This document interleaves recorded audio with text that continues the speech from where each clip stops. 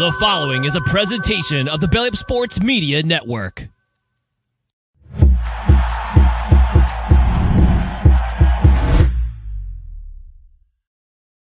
And welcome in, everybody, to another episode of the High Low Sports Podcast. We appreciate y'all for joining us here on this Wednesday evening, or if you check us out later on one of your favorite places to catch podcasts. And I promise everybody who's watching now, this head is not photoshopped. This is real. I do read those comments. This is not a photoshopped head, so just wanted to get that out there for you.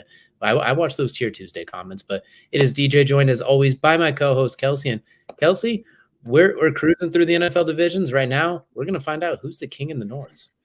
Yeah, there's some true kings in the North, if you will. Both bitter divisions in the North. I mean, let's be honest, these two divisions, AFC and NFC, hated rivals in each. I know you could probably say that about a lot of the conferences, but then there's a few that you could probably be like, rivalry, that's a loose term. But no, these two divisions, I think it's safe to say there are huge rivalries at stake every time they play. So it's going to be a lot of bitter rivals going at it, trying to see who's on top of the North, if you will.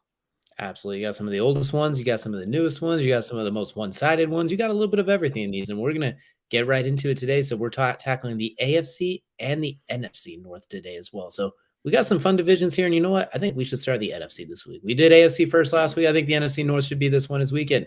This division, I don't know about you, but it feels a lot more wide open than it has the last few years, both with Aaron Rodgers leaving, the Vikings winning it last year, but every damn game coming down to less than 10 points. Like, I feel like this is arguably the most wide open division in the game right now. I feel like it's a possibility. It is one where you think that there's two favorites. I think everybody thinks there's two favorites in this division. But then you also have the diehards that are not going to give up on history. And they're like, no, we still have a chance. And then there's the fourth team who might surprise some folks and make themselves a division contender. So yeah, I agree. I think this might be the most wide open overall. But I also think a lot of people are going to overlook it because they're like, it's the Packers, it's the Vikings. You know, they're not going to think about the Lions. They're not going to think about the Bears, and they might be in for a rude awakening. Absolutely, there's definitely going to be some awakenings in this one, I think, as well too. So that's going to go ahead and jump us right into it. And I'm going to lead us off this week. We're going to start with the NFC North, starting at the bottom, working our way to the top. Everyone knows the drill by now, but I'm going to start at the bottom, and speaking of those Packers, I think they're going to bring up the rear this year in the division, but at a respectable 7-10 nonetheless. I don't think it's going to be a bad season by any means. You mentioned the first year without Aaron Rodgers since, 2005? First year without him as a starter since 2008, 2009. With the changing of the guard like that, you got to expect a little bit of a drop-off. Even if Jordan Love is outstanding, I'm not expecting him to jump right out of the gate and replace what Aaron Rodgers was giving you. I don't trust the receiving core. Christian Watson had an awesome 6 games last year where it accounted for 88% of his season stats, or whatever the ridiculous number was. All of his touchdowns came during that period of time, almost all of his yards, most of his catches. An incredible burst, but I don't expect that to carry over the same. Romeo Doubs is fun. They just have there's some holes in the receivers. Offensive line is still kind of rebuilding outside of David Bakhtiari. Aaron Jones is awesome, big fan. AJ Dillon, I'm concerned. I don't know, did he score last year? Or if he did, he only scored a couple of times. Like, he was very underutilized last year, those giant tree trunk legs. I like Luke Musgrave, the rookie tight end, a lot. Coming off the injury, we'll have to see if he's a little slow to get going, and usually rookie tight ends don't burst onto the scene necessarily. So I do like what they have moving forward. Defensively, we know about their defense. It's Jair Alexander and, well, let's hope the rest of it save it, and a couple Georgia Bulldogs who aren't the Georgia Bulldogs that should have been drafted in the first round. So there's some spots on that defense I'm a little worried about. I think they're in the bridge phase, so they're not rebuilding, but they're not ready to go yet. So I'm going to go Packers 7-10, but Jordan Love does show some things. And then I think Matt LaFleur enters a little bit of a hot seat, if you will, just because he set the bar too high out of the gate. But we're going to go 7-10 for the Packers this year. I mean, I feel like it's tough to say Matt LaFleur set it too high of a standard beforehand. I think Aaron Rodgers set too high of a standard beforehand. Brett Favre set too high of a standard beforehand. You go from those two to now Jordan Love. There's a lot of questions. I don't think there's any doubt in anybody's mind how nerve-wracking this season is going to be for the Packers. And I mean, I don't know how I feel about the 7-10 mark, but we'll talk about that a little later, I'm sure. But I understand why they're 7-10 in your eyes, and why they finish in fourth in the North for sure. I will say I do like Jordan Love, and I think him getting to sit like this and learn not be used as an extended fullback was really good for his long-term career. So I do think this is going to be really good for him. I do think they got to get him some help, though. What you did with Aaron Rodgers, giving him limited weapons, it's not fair to do that to Jordan Love. So I think they're going to have to rebolster that receiving core a little bit. Unless Christian Watson takes that next step and elongates that 6-game stretch over 17 games, then it's a different story. But I do like Jordan Love long term. I just think this year is going to be kind of that shaky bridge year a little bit as well. So we got the Packers 7-10, fourth in division. That's going to now take us to third, which I'm going to start dodging because I can already feel the arrows and the ship fire coming at me right now. From the Vikings, I have at 8-9. I think they're going to be really good still. They're going to be in a lot of games, but as we mentioned earlier, they won every single game by like 10 points or less. It felt like, or more often, they were like, what was it, 11-2 in one possession games, 11-0 in one possession games, something ridiculous like that. Something not really emulatable again. Their defense was 31, I believe, 30 something. It was terrible. No way to sugarcoat it. Offensively, it was Justin Jefferson saving the day. Kirk Cousins actually being really good, as much as we like to call him the mid of all mids. He had some really good games. Adam Thielen, now Mr. Krabs, KJ Osborne, TJ Hawkinson. That trade was huge for them, I think. Dalvin Cook in limited action. This year, I don't think they're going to win as many of those one-possession games. The defense, I'm still concerned about. I still think there's a lot of issues with that defense. I like Jordan Addison. Him and Justin Jefferson should be absolutely incredible as a duo. Alexander Madison showed he could be a good running back. TJ Hawkinson is still awesome. They're going to have to win 32-28 every week, though. That's the problem. They're going to have to win like 35-33, something like that. Ridiculous. And I don't think that's not necessarily conducive, especially in this division when everyone else got a little bit better too, minus maybe Green Bay, who maybe plateaued a little bit. We'll see. But I'm going to say Minnesota's 8-9. So they're really good. They just aren't winning those as many one-possession games as they did last year. That's pretty much what this comes down to. They're pretty much the exact same team, just a couple of different bounces. And a team like the Colts isn't going to give up a 33-0 halftime lead to them again this year because they're not going to play a team that bad because that was the worst team of all time. But I don't think they're going to have quite as many of those bounces. It's very unconducive to win that many one-possession games and be undefeated in them. So 8-9 for the Vikings. Respectable, but Vikings fans are pissed coming off that 13-4 season to go drop down to 8-9. Yeah, especially we talk about Kirk Cousins needing to have a put up or shut up season. It feels like here in coming in this one, you can't just keep making the playoffs and not win a game. You eventually have to do something or get out of the hot seat. So yeah, I mean it's going to be 8-9, not good enough. Looks like for that team to make a playoff run. So it could be a heartbreak in Minnesota for not just Dalvin Cook and Lizzo, but maybe even for Kirk Cousins now at this point in time. I get the 8-9. Again, that's a tough break for the Vikings. I get them not winning as many close games, but still, a little harsh. You know what? I think Kirk Cousins is going to have a make it year. The problem is I still don't trust that defense to stop anybody. They have not shown the ability to stop a nosebleed, even with all the napkins and tampons and everything else that you see them use to stop nosebleeds. So I think it's going to be an ugly season for him defensively.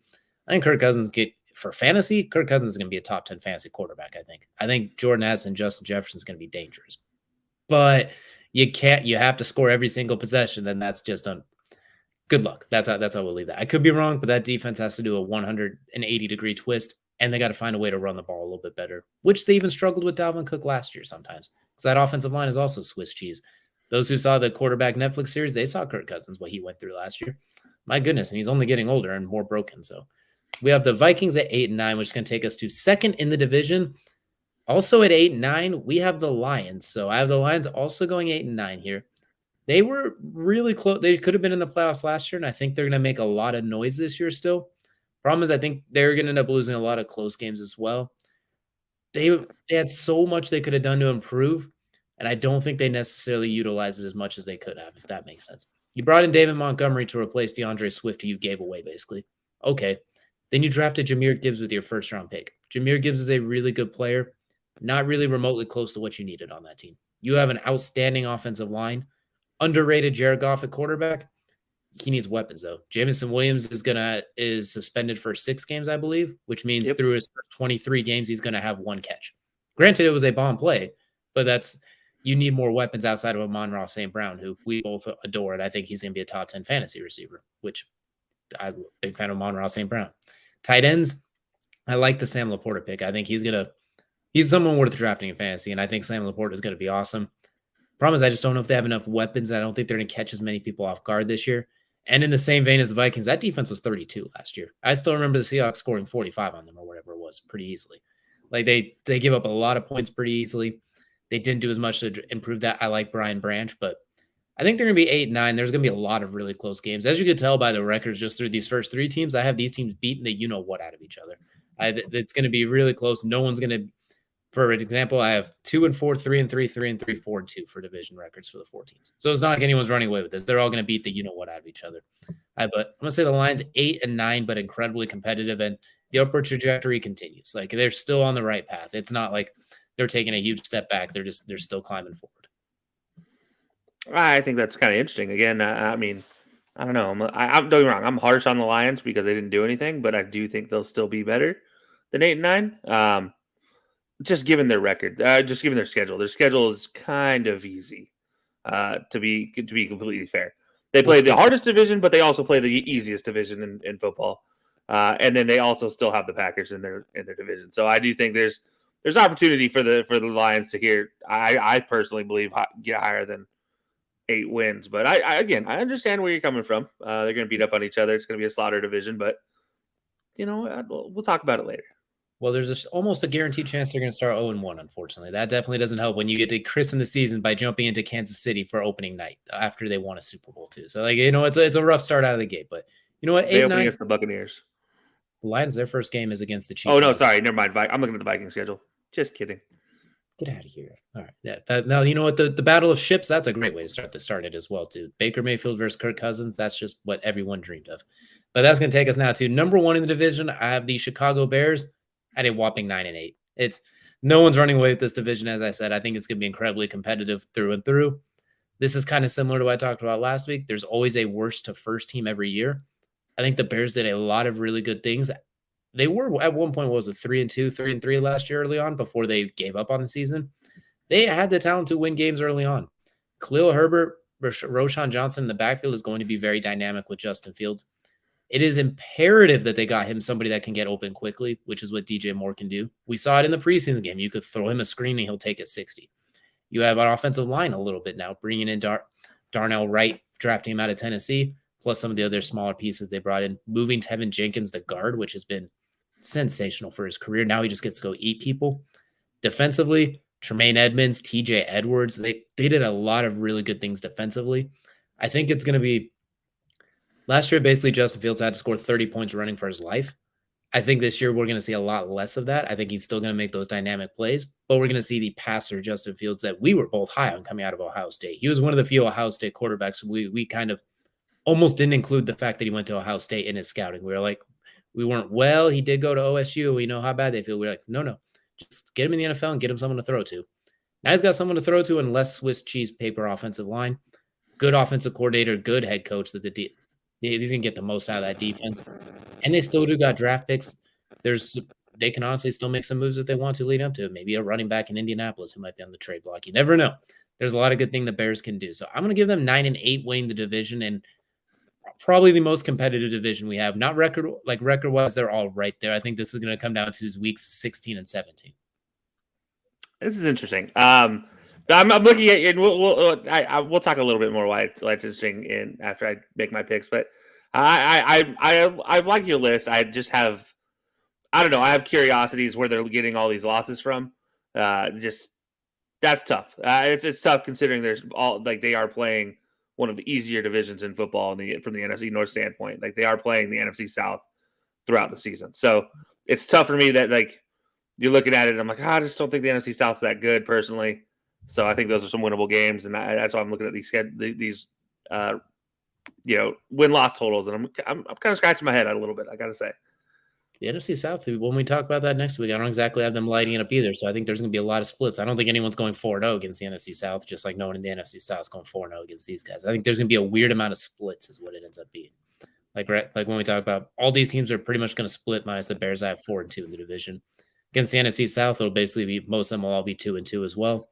Then they play some other tough games in there as well. It's a weird split. Like the Bears, since they were last place last year, they get a last place schedule, which means they get 1 or 2 more easier games than like the Vikings, who have that first place schedule, who are going to have a couple more difficult games. So then the Packers and the Lions kind of in between. So it's going to be razor close. I just feel like a lot of these teams are still not quite there yet. They have a lot of things to like. but they're not quite there yet. But they're all going to be really good. Someone's going to make the playoffs. The Lions and the Vikings are going to piss off a lot of other teams too. They're going to kick somebody else out of the playoffs, almost guaranteed. Like the Lions did last year. Dan Campbell's going to bite some kneecaps off this year again. Yeah, that's okay. We'll accept that. It's what they do best. But just recapping what I have for the NFC North, we have the Green Bay Packers up at the bottom 7-10. The Minnesota Vikings taking a step back, but still going 8-9. The Detroit Lions also going 8-9, getting the tiebreaker, and the Chicago Bears taking the division with a 9-8 record. So, Kelcey, I'll go ahead and let you take over. Kelcey's NFC North. I can already feel like there's going to be 3 10-win teams or something complete opposite of mine. Yeah, let's just say that there's a little something different going into my NFC North, but they're going to it's going to seem very familiar nonetheless. Starting at number 4, I'm just going to rip the Band-Aid off. We got the Green Bay Packers. There's no doubt in my mind it's the Packers at 4. But unlike you, I don't have as much faith in them. I have so little faith that I'm giving them 2 wins. You went there. You spent the last 5 minutes saying where did all these losses came from, and you dropped more. I was definitely not talking about the Packers' losses. That is for sure. I know where their losses come from. They're going to lose to almost everybody. Almost everybody. I do think they take one from the Buccaneers. They're going to sweep the Bears and lose everything else because no. I'm saying you're telling me they're beating the Buccaneers is the number 1 team they're going to beat there, and then maybe sneak one past the Saints because it's the Saints. Who knows what's happening there? But yeah, I don't think they get any division wins. Lambeau is going to be a really, really bad place to be a fan at it for the Packers. If you're a Packers fan, Chicago might finally get themselves some territory back in Chicago to call their own. But yeah, Green Bay, like it's a bad situation. It is a bridge year. I absolutely agree with that. As much as I like Aaron Jones and AJ Dillon, that's all I like on this team. I don't trust Christian Watson this year with Jordan Love throwing the ball. I don't trust Romeo Doubs this year with throwing the ball. It took a lot of amazing passes from Aaron Rodgers to get Christian Watson to that point of having that 3 to 5 game stretch where he scored 66% of his fantasy points. That's not a good look. I mean, yes, he is one of the fastest human beings probably in the game with running routes. That's fine. That's acceptable. But when your quarterback can't hit you, well, that's a problem. So I don't have a lot of faith there, but I really don't have faith in this defense. As you said, there's a bunch of Georgia throw-offs here that let's just say they don't. These are the bad Georgia players that we all make fun of. This is the Thugga Georgia players, not really the UGA Georgia players, as we used to call them back in my day in college. But yeah, it's not a good look for Green Bay, and I talk about catching the heat. I'm started out hot here. I'm going straight for the kneecaps. Yeah, okay, that's some stanky cheese you got going on right here. So my one question for you is: do you think Jordan Love is their QB of the future, and it's just gonna be a rough year for him, or do you think he's terrible and this is just they're gonna basically start feeling their regret right away? I honestly don't know what to expect from him, but I do know there's a trend that comes with Green Bay Packers quarterbacks. When they have a long-term quarterback and they switch over to a guy who's been backing him up for many years, without fail in that first season, he always gets injured. It's happened 2 times already. Once with Brett Favre, once with Aaron Rodgers. 3rd time's the charm for it to continue this trend. Just saying. And it's always been a season-ending injury where, Aaron Rodgers broke his leg, for goodness sakes. I don't know if he's their answer, but I do know that I don't see him finishing out this season, which begs the question of who does finish out the season at quarterback for this team, which is why I don't have them finishing well. Plus, again, you go up against the AFC West of all divisions as well.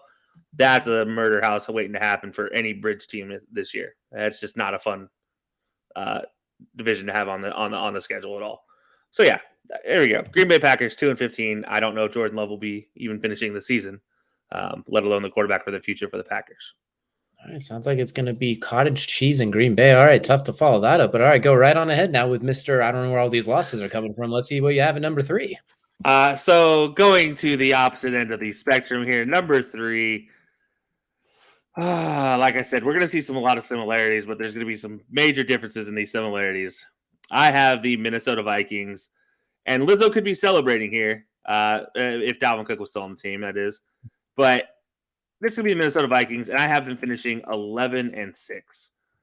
So on the opposite end of the spectrum here from where you went a losing record for this team. I have a winning record for this team at 11-6. I do think that there are a lot of winnable games. As I talked about, they opened the season against the Buccaneers. That's a very, very winnable game. You also play in their first 6 games. You play, unfortunately, the Eagles, but then you do play the Chargers, which is a half and half game. But you play the Panthers, and then unfortunately the Chiefs, and that's the hard part of their schedule. That's out of the way. Then you go Bears, 49ers, Packers. Okay, that sucks a little bit, but now you get to the easy part: Falcons, Saints, Broncos, back-to-back weeks. Bears, Raiders again. Then the Bengals, which is probably a loss. But yeah, I do think there's some chances here for 11 wins, and if they are as good as we all like to think they are. Once they get Jameson Williams back in week 6, Amon-Ra St. Brown by that time will probably already have 800 yards receiving. Jameson Williams will just come in, hit his 1 catch for 40 yards a game, 1 touchdown. You'll be good to go. I also believe that his defense has gotten a lot better. They showed a little bit of the flashes last. Sorry, I don't know why I said the Lions. My bad. I jumped the wrong team there. But with the Vikings, I do think that they have gotten better in the receiving core with Jordan Addison. The defense has gotten better. You got to get better than 30 seconds on the defensive side. So yeah, that's the Minnesota Vikings. And since I talked about the Lions, I'm just going to go ahead and rip the Band-Aid off here as well. Yeah, number 2, Detroit Lions, going right there at 11-6 as well, for the exact same reasons I just said. As I said, they'll be Amon-Ra St. Brown will have 800 yards receiving by week 6. Jameson Williams will come in, scores 1 touchdown, 40 yards a game. That whole thing has gotten better for all the same various reasons. My only question is that run game. How reliant can you be on that run game going forward? I do like David Montgomery. I do think that's a good pick, but Jahmyr Gibbs is a very big question mark. Why go out and get Jahmyr Gibbs? I don't understand. But in every other facet of this team, they have built something for the future. And while you talk 8-9 is still a positive step forward, I think this is a team that does go 11-6, which makes another positive step forward. And again, proves that Jared Goff is not the washout that everybody wants him to be. I think everybody is ready to write off Jared Goff so fast they don't think the Lions have an opportunity here. I also say the same thing about Kirk Cousins and the Vikings, who I just moved on. We talked about some of the guys under the most pressure earlier this year in one of our episodes. I named those 2 as 2 of the guys with the biggest pressure. They prove it this year. They prove they can do that. They can prove they can do it. They both go in 11-6 is kind of just happenstance. It's just how it worked out. But again, very winnable schedules. As you mentioned, Lions on the flip side of things, they start out against the Chiefs, but they have a chance to go 7-2 to start out their season. And that's crazy to me to think about. I mean, really, the only 2 really losable games that I see in their schedule is against the Ravens and against the Chiefs in the first 7 games, depending on the Seahawks matchup, how that shakes out. But I do think from an offensive standpoint, this team is good enough to beat the Seahawks. Question is, can their defense step up and not be a 32nd ranked defense? That's the big question I have. Again, I don't know. I will just have to wait and see how this goes. But I don't know what I'm pulling these out of my hat. I know there's always one division every year that surprises everybody, and you know what? Why not be the NFC North? Honestly, we are on the same page. I'll let you continue and tell number 1, and I'll comment on all of them combined. Since go ahead, I've done enough commenting on the Packers pick. I'll let you go and get number 1 out of the way too. Yeah. Number 1, we're gonna get this one out of the way. It is the Chicago Bears, and it's not by much. I'm not gonna say the Chicago Bears win this division by a whole lot, but I do think they do win the division. As we all talked about, they got better everywhere except for one position, being defensive end. But they did a good enough job to fill that gap with playable players. They did bring in Yannick Ngakoue just recently too, so he's a guaranteed 8 sack. Yeah, like I said, playable players. Like, it's not like you're not scraping the bottom of the barrel if you're where you were before if you're Chicago. But on top of that, you did the important thing, which is protect Justin Fields, and not just that. Then you went out and got him a weapon, which is something I didn't think they were actually going to do. I thought it had to be one or the other this year, and next year you go out and get the weapon. They did both, which is fantastic. Obviously, the Tevin Jenkins injury does add a little concern if that's going to be an ongoing thing. You hope it's not. You hope it's like he gets healthy the regular season and stays healthy, because him at guard, like you just said, it's a fantastic thing, especially at guard with their run game. Could be a whole lot of fun. I do not know if Khalil Herbert's the answer there, but I was about to say, between him and Roschon Johnson, they're going to have a nice little two-headed monster to play with. And they are very dynamic different backs as well. You do have Khalil, who likes to take it up the middle, and Roschon Johnson will burn you on the outside in a heartbeat. So yeah, it's very interesting. And I love DJ Moore. We've been banging the DJ Moore drum here for many a year. I don't know if we keep banging it at this point in time. I feel like the neighbors are tired of it. But you know what? I'm going to stand by it. I do think DJ Moore finishes the season with an absolutely fantastic year for a Bears receiver, maybe one of the top 3 best Bears receiving years ever. up there with Brandon Marshall. And yeah, I'm going to say Justin Fields surprises a lot of people and has a fantastic season as well. I don't think he's going to be, top 5 type of guy, but for a stretch there in the season, I do think that he can look like an MVP candidate. I don't know if it'll sustain, but I do think he could look like an MVP candidate at some point in time. Let's not forget, this dude can do it with his legs. He can do it with his arm as well. Yeah, you didn't see a lot of the arm last year, but when Darnell Mooney was healthy, you did see it. So now, big question, Cole Kmet, that tight end situation. But yeah, that's where I'm at with the Bears. I do think this is kind of a resurgence for the Bears lately. I think we finally see the one time in the franchise where they can have a passing quarterback and it be successful. I don't think this is a situation where you're going to be so reliant on the run game like the Bears have been in the past historically when they've been successful. I do think this is one where they're just going to flip on its head and very quickly, and you'll see a passing game from the Bears that's kind of going to scare some people. That's for sure. Especially DJ Moore out there. I mean, they try to stop him short, he's going to burn you over the top. Try to stop him over the top, he's going to burn you short. Take your pick. There's no good option. It's like almost kind of like the Marvin Harrison conundrum back in the day. Maybe not that good, but we'll have to wait and see on that. But yeah, that's where I'm at with the Bears here. 12-5, taking the top spot in the division. So I'll start by saying you basically have the exact same thing I did. You just took a bunch of the Packers wins that I gave them and sprinkled them everywhere else, basically, is what I'm hearing. Absolutely. Like it's a verbatim, the same thing. Just I literally said no soup for you for the Packers and just sprinkled it amongst the rest of the group and just said, you guys can have the excess. The Packers have been too good for too long. Here you go. The Packers take the saltine crackers where everyone else gets the soup. I see. No, they don't even get the saltine crackers. They get the crumbs left at the bottom of the barrel that's happened to stick there. It's going to be a rough season. I will say, too, one thing that I really like about the Bears, too, they did bring in Robert Tonyan as an extra tight end, if I'm not mistaken, as well. Yes. So they do have multiple tight end, looks like they do, plus Chase Claypool in a contract year. We know how receivers are in the contract year as well. Darnell Mooney, you mentioned, now is going to be the second or third option receiver. DJ Moore, a true number 1. As long as Fields can just get the ball out of his hands quickly, which I think is the game plan, which I think is something they want to do, it can mask some of the parts on the offensive line that are still working and growing. So I like this team a lot if everything can stay healthy. Defensively, you can make a case they have the best defense in the division because of how bad, even though they were so bad last year, but that's because everyone's defense in the division was bad last year. Even though the Packers have guys like Yair Alexander, they still get toasted sometimes. So looks like we're in kind of the same spot. Just that you just destroyed the Packers and sprinkled those leftover wins for everyone else. So I think we're in the similar page. Yeah, no, pretty much. Now, I do want to point out one thing, and I do want to kind of enlighten somebody or tell players on somebody. If you don't know who Velus Jones Jr. is, you better look him up because I feel like he's going to have a fantastic year this year. Technically listed as the 4th string receiver. He'll get burned. That's a tough thing because I don't know if I can list him as just a receiver this year. He's going to be kind of a gadget guy, kind of all the early Percy Harvin. But I do think Velus Jones is going to be a guy that people need to watch out for and not in the ways you're expecting. He's just going to be an offensive playmaker when they get him out there. They're going to get the ball in his hands in space, and he's going to dance. He's going to be electric when he's out there. But for the people that are just tuning in now, go ahead and recap how you have the NFC North shaken out and break a few hearts while you're at it. Yeah, it's just what I do best, break hearts. That's really all I do in life. Anyways, Green Bay Packers at number 4, 2-15. Number 3 with the Minnesota Vikings at 11-6. At number 2, the Detroit Lions with 11-6 as well. Just winning on the tiebreaker there in the positioning. And Chicago Bears at the top of the division, 12-5 with a resurgence. Like DJ had mentioned, worst to first happens every year. Why not the Bears this year?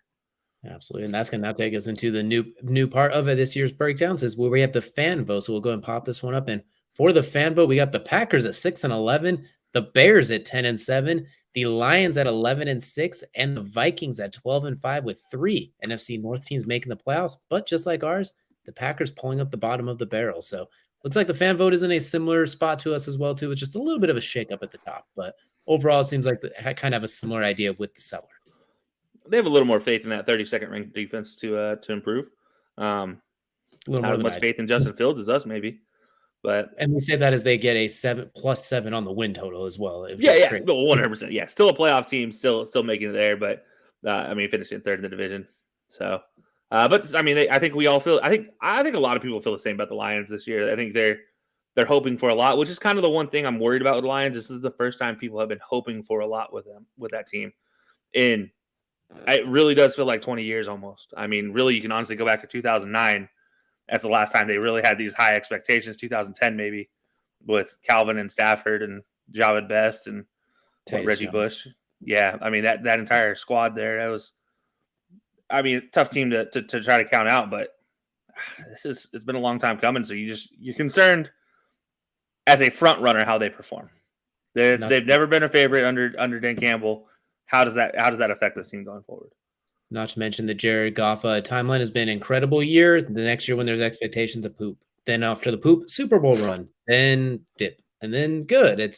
So I'm hoping we don't see that. I'm hoping he gets a chance that things steady off a little bit here for him. But I do think the Lions will be really good. It's good. I think the turnaround is real. So we're definitely excited for the NFC North.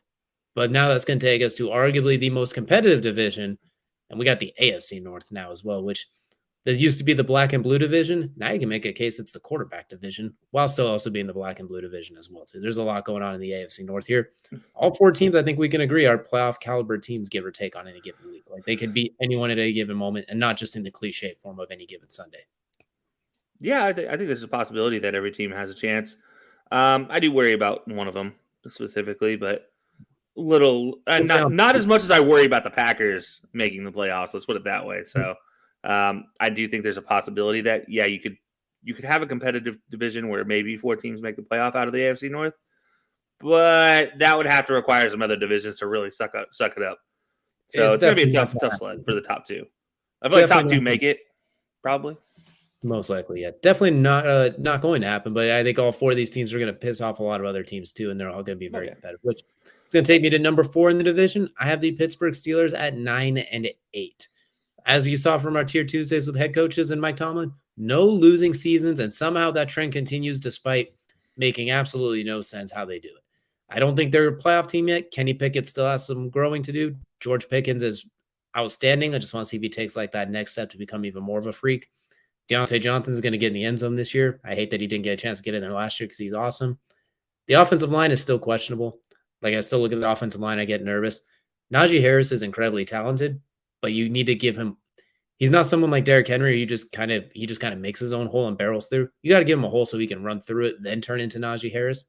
I think, and plus his ability to catch the ball. I want to see him get used in the passing game more in the intermediate route, not just swing passes, because he's not exactly fast.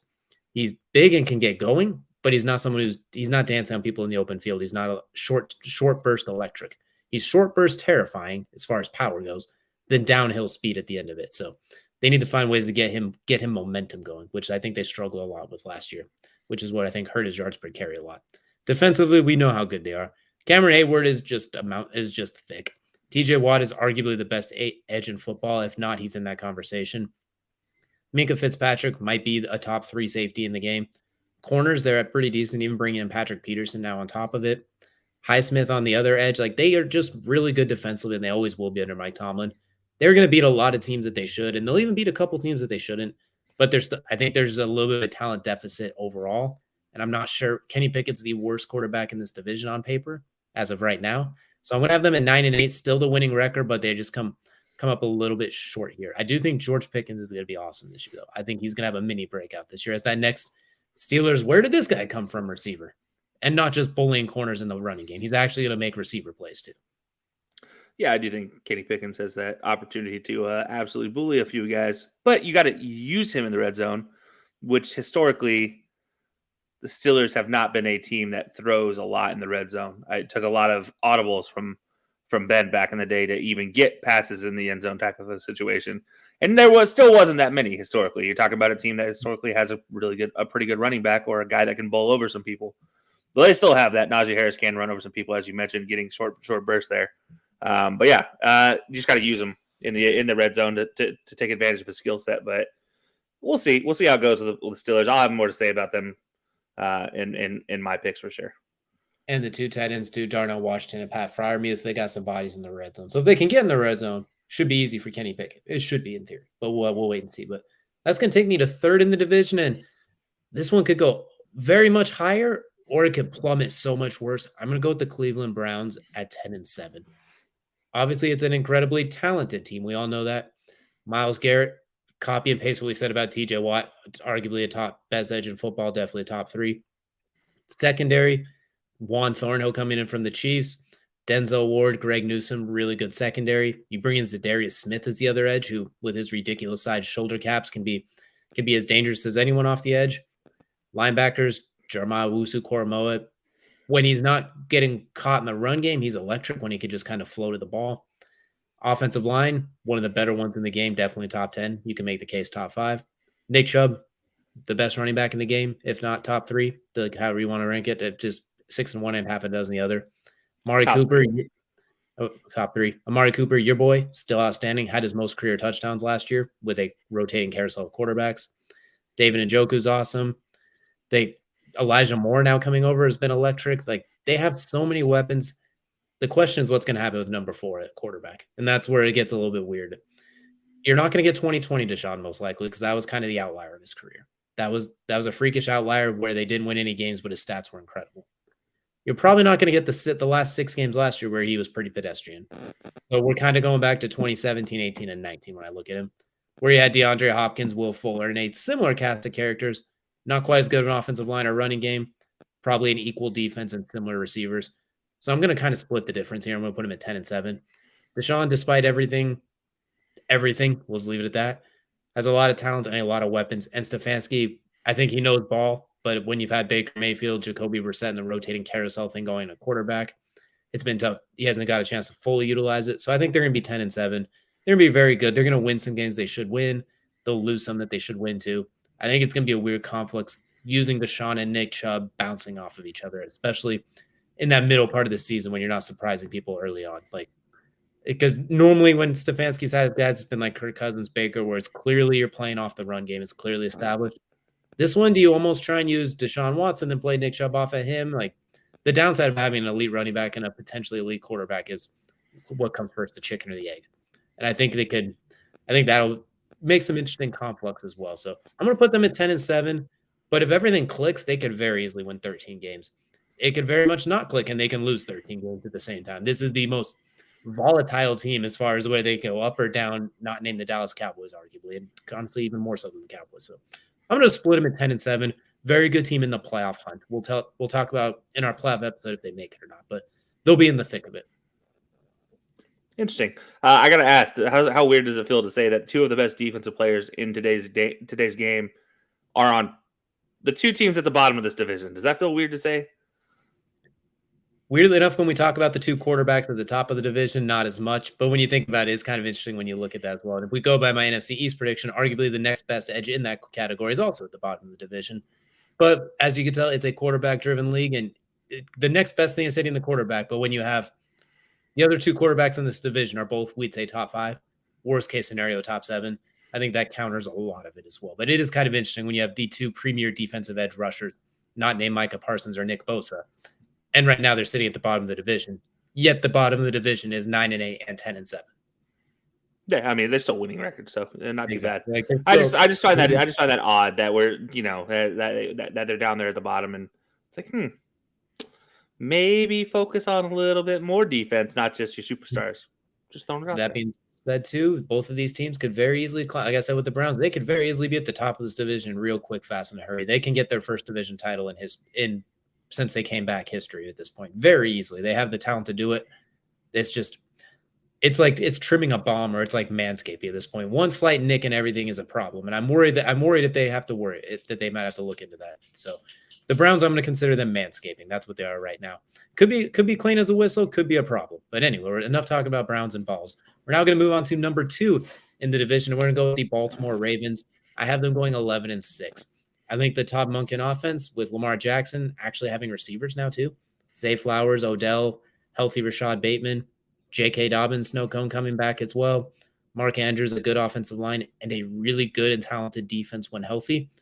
I'm going to go with 11 and 6 because A, they never seem to stay fully healthy. And B, I think there'll be a little bit of growing pains as they switch the offense from the basically give it split veer like Novocaine, give it time, it always works, into a more open spread offense. I think it's going to take a little bit of adjustment period, but they're still going to be 11 and 6. They're still going to be awesome. They're still going to win a lot of games as well. They're going to be in a lot of games. I think Lamar is going to show people, y'all must have forgot. You guys must have thought 2019 was an outlier. I think he's going to have a lot of similarities to that as opposed to last season. Zay Flowers is going to be absolutely electric in this offense. What we saw Monken do with McConkey in Georgia, crank that up to 11. That's what Zay Flowers is going to do. He's going to be eating ankles all season. Odell, if he stays healthy, is going to make some plays. Rashad Bateman's going to be nice. We all know about Mark Andrews. Not a whole lot else needs to be said, except now you can't triple team number 89 because you got those other guys out there. So I think this team's going to be really, really good. They're just going to have a couple of adjustment periods. And I honestly added a couple of losses in there, a game here or there, because this team is just like the Chargers. They always seem to get hurt at a random point in the year. Not just Lamar, but defensively, Marlon Humphrey's going to miss some time already. So, and their secondary is not quite as deep as it was last year. So 11-6 feels like a good spot for the Ravens, and more than likely they're in the playoffs. I won't spoil it right now, but most people could probably infer this is with an 11-6 record. It's probably pretty safe. Yeah, I'm okay with that pick. I do have to ask, OBJ, do we see OBJ or do we see Odell Beckham, that guy? We're going to see something in between. We're not getting New York's Odell because that was a kid that was in his prime in his 20s and 3 surgeries ago. But we're not going to see like the 2021 where he's coming off the knee injury and clearly wasn't healthy, or that 2021 one with the Browns. We're going to see maybe like we saw with the Rams as the season went along, where he was the number 2 option, but he was very, very good. He still had 7-8 touchdowns down the stretch. Looked like he was on way to Super Bowl MVP. So I think you'll get a little something in between. Not one of the most electric receivers of all time, but still very, very good to the point where you can't double team Mark Andrews and Zay Flowers because then Odell will beat you, if that makes sense. So he'll be really good. He'll be maybe not a traditional top number 1 receiver, but a very good passing option full of really good passing reception guys. So I'm going to say he's somewhere in the middle. He's like Odell B. Jr., if that makes sense. Like not quite OBJ, but not Odell Beckham Jr. So we'll go with Odell B. Jr. That's fair. All right, then I got one more. Marlon Humphrey. Obviously, you just talked about missing time yet again. As a corner, missing a lot of time. We've talked about this before with him as a potential move in his career. Do you think it's time he maybe starts having a conversation of him sliding back into a safety role? Not yet, because I still think when his injuries haven't been major, they've just been nagging ones that keep him out for a couple of weeks here. They're like soft tissue, minor scopes. It hasn't been, but mostly stuff from trying to chase down guys, just like little things like that. And he's still athletic enough. He still doesn't get consistently toasted. I mean, Tyreek Hill gets behind him on occasion, but Tyreek Hill does that to everybody. And I look at their safeties. You got Marcus Williams and Kyle Hamilton. They don't really need safeties. Marcus Williams is an incredible center fielder. Kyle Hamilton, he plays some of his roles very well. So I think he could still play corner for him. He's still a really good top 15 to top 10 caliber corner. You're not going to treat him like Revis or Nnamdi Asomugha or something like that. You're not, or even Sauce Gardner, Patrick Surtain. You don't treat him quite like that. You're not having him chase the number 1 guy all over the place. But in the defensive scheme, I think he can still man up with a lot of these guys. Like he's still a really good corner. He's pretty much every team would gladly take him, whether it's the number 1 or the number 2. Okay. If he comes back fully healthy. He has to come back fully healthy, of course. Oh, yeah, no, but it's always a curiosity because we have talked about him potentially making that move to safety. I think it would be a good move for his career. But, yeah, I mean, it does beg the question. You have a pretty good safety duo right now. Do you upset that balance with Marlon Humphrey potentially sliding back in a nickel or quarter role? We'll have to see. But, yeah, no, I do like, obviously, the Baltimore Ravens here at number 2. But that'll take us to number 1. I'm assuming Joe Shiesty. You got Joe Shiesty, Cincinnati Bengals. I'm giving him 13-4. Ironically, though, they're going to start 0-2 with the Joe Burrow being banged up. Even if he does play in those 2 games, you got some rough games. You got the Browns week 1 and you got the Ravens week 2.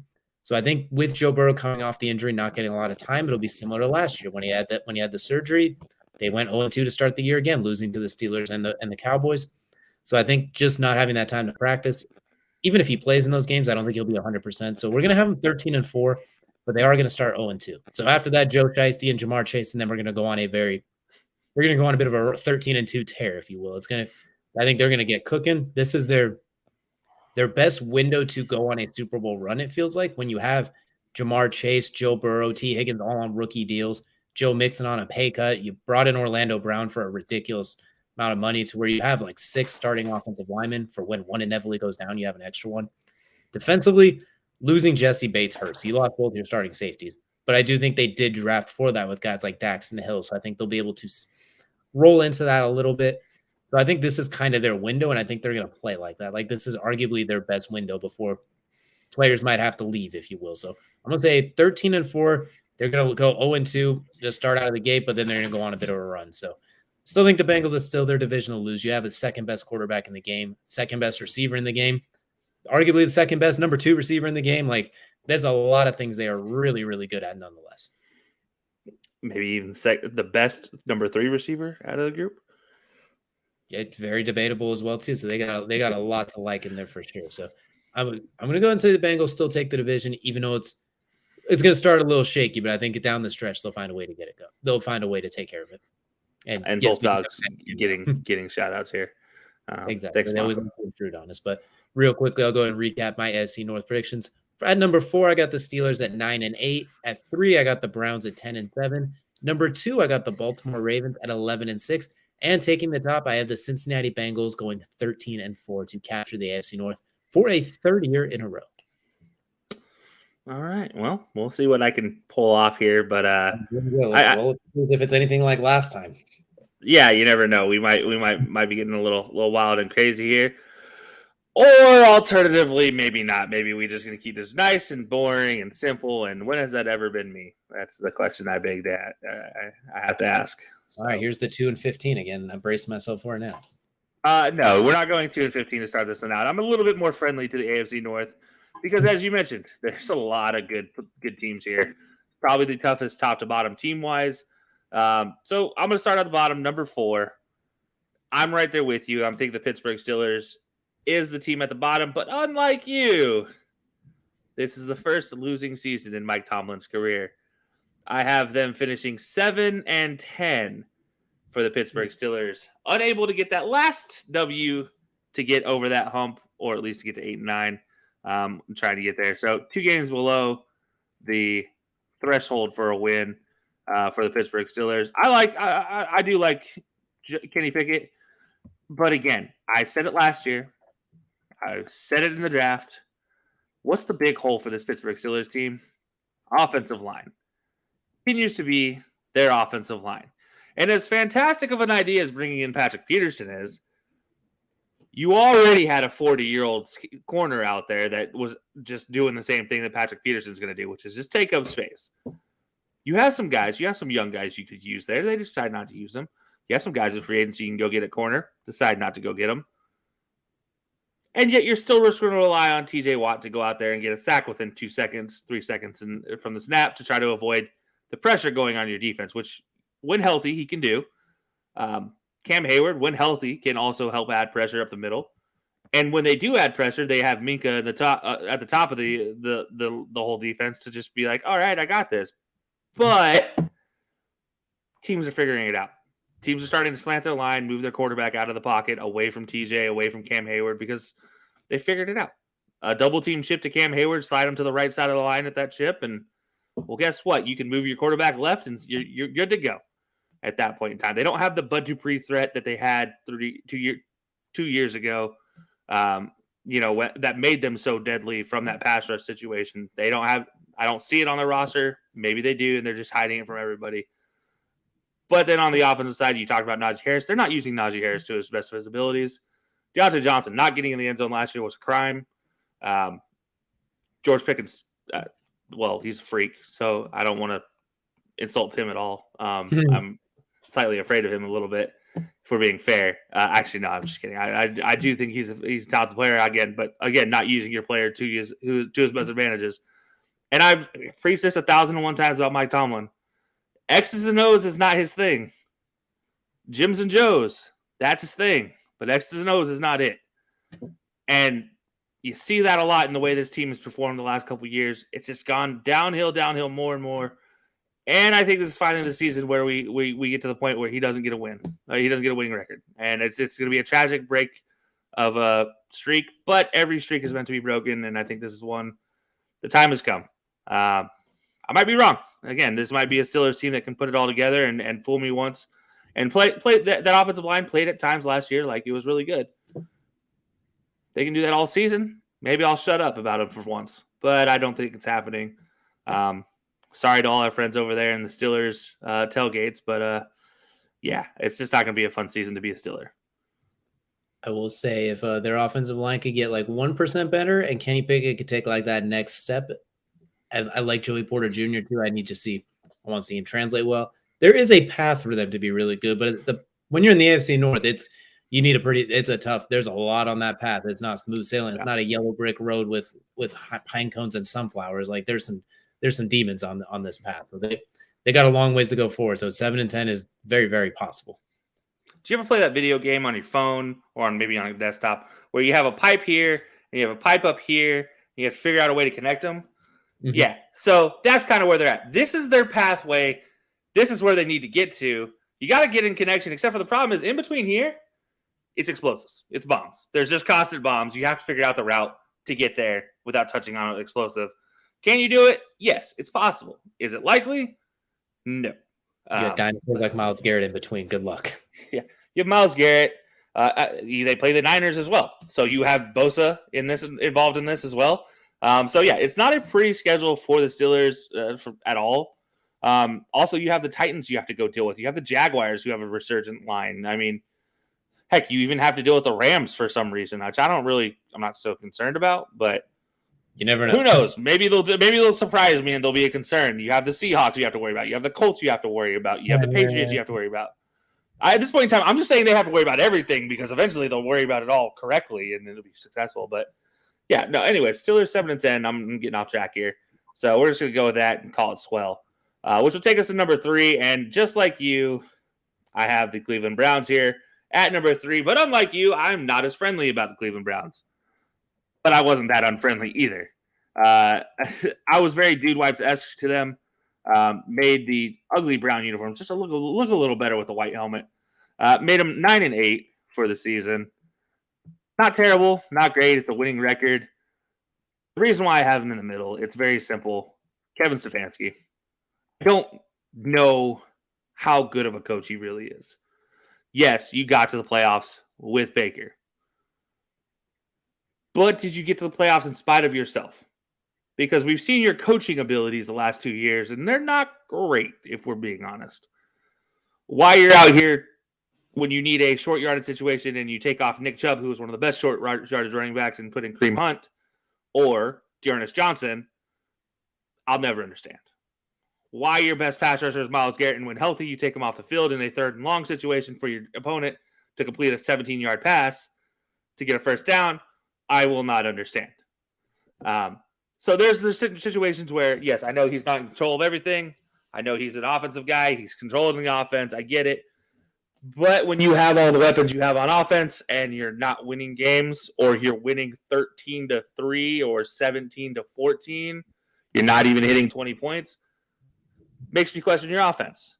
You have one of the most athletic tight ends in the league in David Njoku, and I honestly don't see athleticism when I watch David Njoku run the routes you make him run, because he's a lot of times chipping and getting involved inside the line. And the dude's an athletic freak. Let him go be an athletic freak. You have Harrison Bryant, who can block for you. He's there. He exists. Use him. Like, you can run 2 tight end sets. It's okay. But the Browns defense, look, it is what it is. It's a smaller defensive linebacker set, so you can't get involved too much in the run game. But when they're free to kind of roam around and do their thing, they're a fantastic linebacking set. Anthony Walker, really one of the most underrated linebackers in the league still. I know he didn't have a great year last year, also hampered with injuries, but still one of the better linebackers in the league. I'll stand by that. So, yeah, look, for me, the Browns, it could be 9-8. And you're exactly right. This could be a 13-14 by the end of the season. But this 9-8 for me, I'm going right in the middle here just to split the difference, because I just don't know what to expect from Stefanski. We're kind of in the same page. I'm more questioning what we see for number 4 and Deshaun at quarterback, and with Stefanski and that link up as well too. So there just a lot of questions to be answered, and those 6 games last year raised more questions than answers. So I think we're basing the same thing of they'll win some games, they'll lose some games, that we'll split the difference. It could still very well be a playoff team though. Exactly. So that'll take me to number 2, and number 2 in the division. Well, I've switched it up a little bit on you this time. I'm going Cincinnati Bengals. I'm going Joe Shiesty and squad. From the Bengals fan himself. I'm the newly minted Bengals fan himself. I say newly minted because for those who haven't watched, I've been debating becoming a Bengals fan for multiple seasons in a row now, and just have not made the jump yet. Still have not made the jump, but they are probably by far my second favorite team. Very close to my first favorite team. But the reason why they are number 2 in the division, they finished 11-6. They only go 3-3 in the division, as you talked about in the AFC North or in the NFC North conversation. They're going to beat each other up. I think this is the division that beats each other up, splits a lot of games amongst themselves. And I see the Bengals being kind of the I don't know, I'll say the criminal, the person who takes the most hits here, going 3-3 in the division. I do like the Bengals, but I think you're right. They're going to start out struggling without Joe Shiesty. But, you still have Jamar, you still have T. Higgins, you still have Tyler Boyd, you still have Joe Mixon. You got better at the tight end position. Your offensive line is still good. You got better all around except for at safety, in which you lost the best safety you had in Jesse Bates. I still think you should have paid the man, but I digress. I understand getting younger, and that's okay. I get that, but I still think you pay him and draft Dax Hilton nonetheless. But yeah, look, I'll take what you get. I do worry about that as a back end situation potentially. Is that safety role needing to be a little bit more secure at the back end of the season?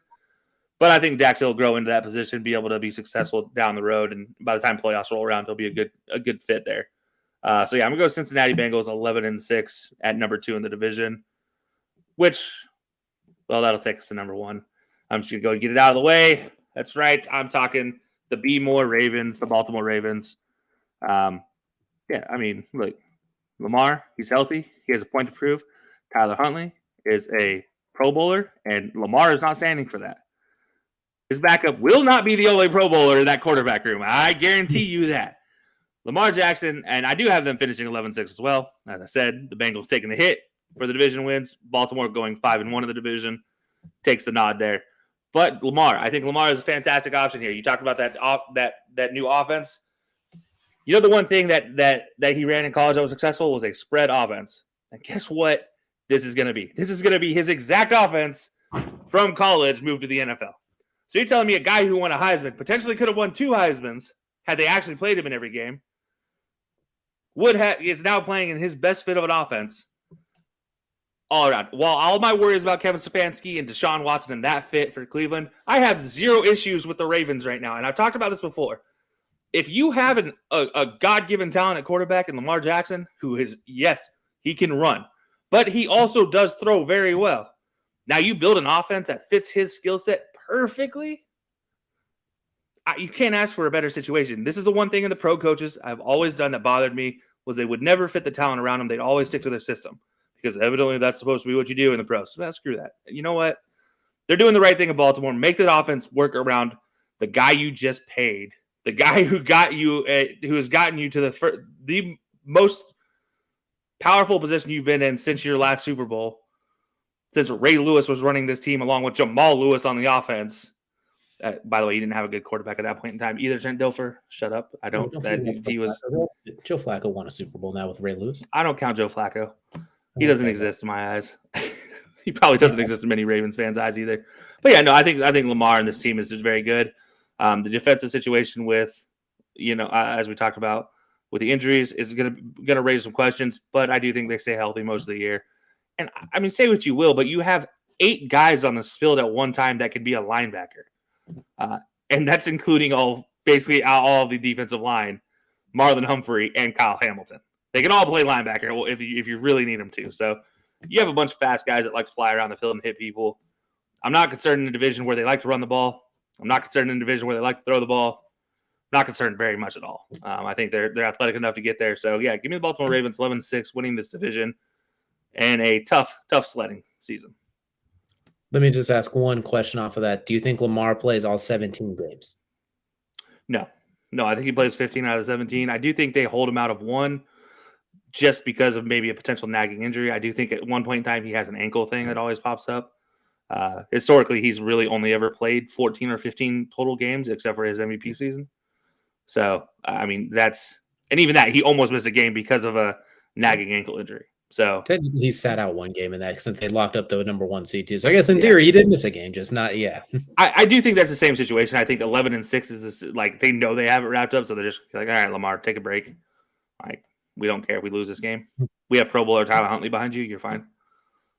So yeah, I like Lamar, but I don't. It is what it is. At the end of the day, like he is injury prone, so you always have to factor that in. I will say he's going to be a top 5 fantasy quarterback this year if he plays enough games. For our fantasy rankings, I have him in the top 5, but that's of course barring injury. Because I think, as you mentioned, this offense is tailor made for him. And the last thing I'll mention, Todd Monken coming over from Georgia. Who's one player when you think about that Georgia offense that has absolutely thrived? Brock Bowers. I was about to say, I'm going to go Brock Bowers and Darnell Washington, both. Tight end think situation there. Brock Bowers from even those shovel passes, those tight end screens. And now you're going to get Mark Andrews involved. Bingo. Brock Bowers, top 5 pick next year. Now you got Mark Andrews, top 3 tight end this year. Lamar Jackson with legs, much more Stetson Bennett athletic, but Lamar is different. Like, they're going to have some fun in Baltimore. We talked about this with Mark Andrews before. He's always been a talented guy coming out of Oklahoma. It's just never been, a lot of people think it's just like, oh, he's being good because of Lamar. No, realistically, he's a very talented receiving tight end. But on top of that, he does like to block. So that's what makes their run game so efficient. You don't have to pull him out when it comes to those situations. But that also is what makes their passing game so good, is because you don't know if it's a run, because Mark Andrews is in both running and passing plays. So you're able to allow him to chip and then get off that block and then run one of those seam routes that Brock Bowers successfully ran over in Georgia. He'll be doing the same thing against the Bengals in week whatever it is. Like, the dudes, it's going to be a fantastic setup. And now, again, you have weapons on the outside as well. You don't have short guys that Lamar has to fit it into a gap in on the outside. As much as I love Marquise Brown, I'm sorry, he wasn't the right fit for Lamar at the end of the day. His entire skill set is zoom. Yeah, like, don't get me wrong, Lamar can throw the zoom pass, but he needs a guy that's over 6 feet to throw that ball to. You can't have a 5'11" receiver as your number one receiver in the NFL. Very rarely does it ever work, unless their name is Steve Smith Sr., in which case it works. That's just the exception to the rule. I will say it will work if the guy can run routes and works all over the field as well, too. Like what Zay Flowers is going to bring to the table. He's not just a run a deep post or run a 9 route guy like Hollywood was. With Zay Flowers, you can line him up inside, outside, and he can run the full route tree, which I think is going to be that's going to be a huge addition for him. Plus, Odell's explosive, plus Rashad Bateman. And as you mentioned, Mark Andrews, you could split him out into like the slot slash like Y spot just off the line. That's it. You have that guy on the outside setting the edge for you too against the safety on Lamar on a QB sweep. When it looks like it's a pass setup, but instead you just have a tight end lead blocking for you that's as big as he is, like, they're going to be really good offensively if they can stay healthy. I'm really looking forward to them. And I'm glad you put them in number 1, because it would have felt like a crime if neither one of us did for winning this division. I almost did it. But I'm still butthurt after last year. I had them winning the division and the injuries took over. So I think these two, they're going to be really good. I'll also add in one other player of this offense that most people overlook, and I honestly almost did as well. Isaiah Likely, the number 2 tight end, just as athletic as a receiver, but he's 6'5", 6'6". So, absolute freak of a player as well. Look for him to also be impactful this season.